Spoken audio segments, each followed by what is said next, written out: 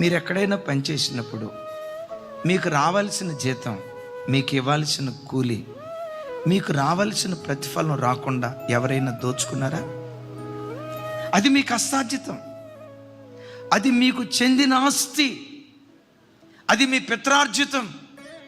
మీ కష్టార్జితం మీకు రాకుండా కొంతమంది రాబందులుగా మరి మీ కష్టార్జితాన్ని దోచుకున్నారా?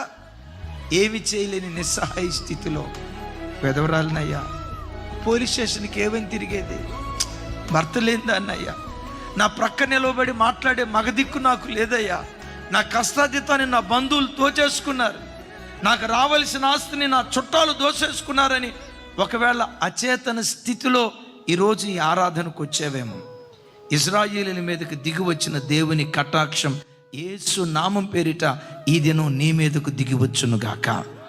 దేవుని కటాక్షం నీ మీదకు దిగొస్తే నీ కష్టార్జితాన్ని ఎవడు దోచుకోడు.